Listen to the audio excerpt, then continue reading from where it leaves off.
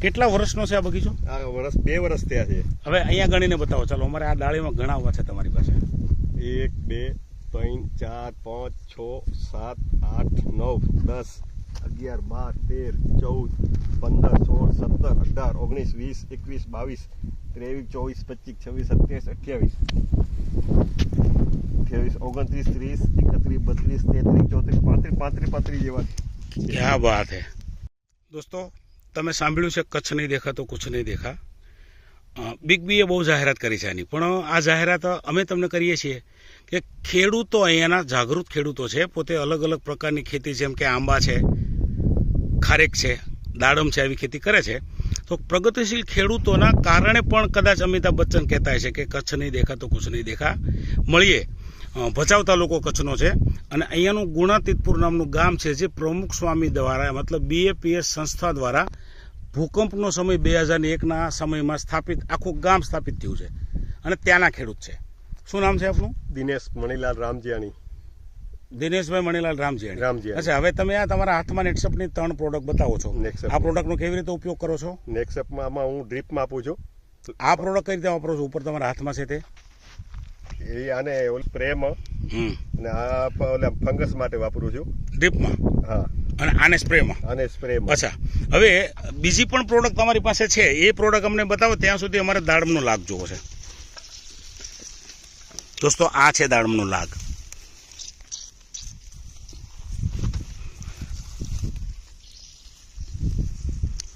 આજે લોકો પોતાના ખેતરોમાં બુલડોઝર ફેરવીને દાડમીઓ કાઢી રહ્યા છે. તમે વિચાર કરજો કે ખરેખર આ દાડમી હવે રખાય કે ના રખાય. અચ્છા, હવે આ તમારા હાથમાં NPK છે અને સેટ છે. આને કેવી રીતે ઉપયોગ કરેલો છે? NPK ડ્રીપમાં આપું છું નીચે.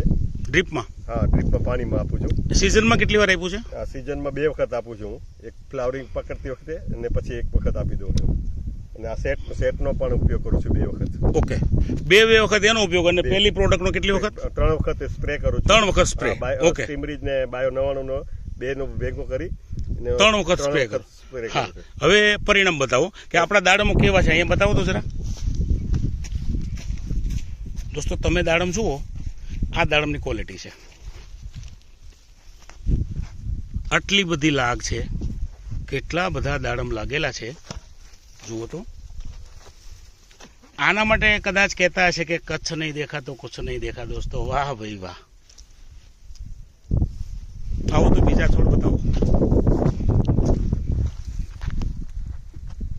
કતાર છે ને દોસ્તો, સિરીઝ ગોઠવેલી હોય ને એ ટાઈપની કતાર છે. જુઓ અહીંયા.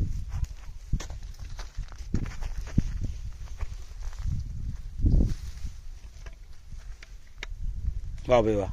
આ છોડમાં ઘણા બધા દેખાય છે. કેટલા વર્ષનો છે આ બગીચો? આ વર્ષ 2 વર્ષ થયા છે. હવે અહીંયા ગણીને બતાવો. ચાલો, અમારે આ ડાળીમાં ગણાવવા છે તમારી પાસે.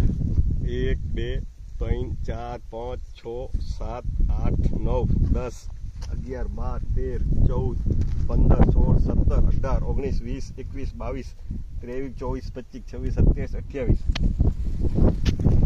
28 29 30 31 32 33 34 35 જેવા. ક્યાં બાત હે. તો દોસ્તો, તમે રાસાયણિક વાપરો છો, તમને ખબર હશે કે તમારા દાડમ કેવા થાય છે. અને આમણે રાસાયણિક છોડીને બાયોફિટની નેટસપની પ્રોડક્ટ એટલે કે 100% ઓર્ગેનિક, 100% ઇકો ફ્રેન્ડલી પ્રોડક્ટ. જો આ પ્રોડક્ટ વાપરીને આવા લાભો મળતા હોય તો એક તો તમે તમારો પાક લેવા માટે કેમિકલ નથી વાપરતા, એટલે કે તમારો પાક કોઈ પણ વ્યક્તિઓ, એક બીમાર વ્યક્તિ તમારું ફ્રૂટ ખાય, આ દાડમ છે, તો લોકો બીમાર ના પડે, કેમ કે એમાં ઝેરી રસાયણો વપરાયેલા નથી. અને બીજી વાત કે કેમિકલ મુક્ત ખેતી કરશો તો ભારતને એક નવા ભારતની સ્થાપના તમારાથી થશે, ખેડૂતો દ્વારા. કેમ કે ખેડૂત છે એ જગતનો તાત કહી રહ્યા છે બધા. તો જગતનો તાત પોતાના સ્વાર્થ માટે, પોતાના ઉત્પાદનોને લેવા માટે લોકોની જાનહાનિ ના થાય એવું પગલું ભરે, એવું અહીંયા અમે તમને સાબિત કરવા માગીએ છીએ. જો અમારા દિનેશભાઈ ફરી વખત એક ડાળી ઉચકાવે છે બીજી. હવે આપણે એને ગણાવવાની મહેનત તો નથી કરવાની, પણ અમારે તમને એટલું તો ચોક્કસ બતાવવું છે કે આટલા બધા દાડમો એમના આ પ્લોટમાં લાગે છે. બીજું તમે કહેતા હતા NPK નો ફાયદો તમારા બીજા સામેનો જે પ્લોટ દેખાય છે હા, એ કેટલા વર્ષનો છે એ પ્લોટ? એ પ્લોટ 7 વર્ષનો છે અમારો. 7 વર્ષનો. હા, એમાં શું થયું હતું? એમાં વાવાઝોડા વખતે પડી ગયા હતા, બધા છોડવા આડા પડી ગયા હતા છોડવા. એને બધા મેં માટીથી સપોર્ટ કરી અને ઊભા કર્યા પછી એને એનપીકે આપ્યો મેં. તો શું થયું હતું? એને એનપીકે થી નવા રૂટ ડેવલપ થઈને બધા છોડવા જીવિત થઈ ગયા છે. શું વાત કરો છો? બધા છોડવા પાછું જીવતદાન મળી ગયું છોડને એનપીકે આપવાથી. એનપીકે થી તો ખરેખર આમ કહીએ ને કે ભાઈ એક જાદુઈ પ્રોડક્ટ ગણાય. એનપીકે ને વ્હાઇટ રૂટ માટે બહુ સોલિડ કામ કરે છે એનપીકે. અને બહુ શાઇનિંગ કે આમાં બહુ સરસ આવે છે. પત્તાની સાઈઝ મોટી કરે છે. જોઈએ જો આ પત્તાની સાઈઝ ભાઈનું કહેવાનું છે મોટી સાઈઝ છે, શાઇનિંગ લાવે છે. અને દાડમ હવે તમને મારે વધારે નથી બતાવવા. અગર તમારે વધારે દાડમ પ્રત્યક્ષ જોવા છે, આ કેટલા એકર છે દિનેશભાઈ? આ મારે 6 એકર છે. જો 6 એકરનો ખેતર છે, રૂબરૂ મુલાકાત કરશો, કદાચ તમે 100 કિલોમીટર દૂરથી આવીને આ મુલાકાત કરશો ને તો તમને એમ તો થશે કે મારે મારી ખેતીમાં બદલાવ કરવો જોઈએ કે નહીં. અહીંયા અમે વિરામ લઈએ છીએ. જય હિન્દ, જય ભારત.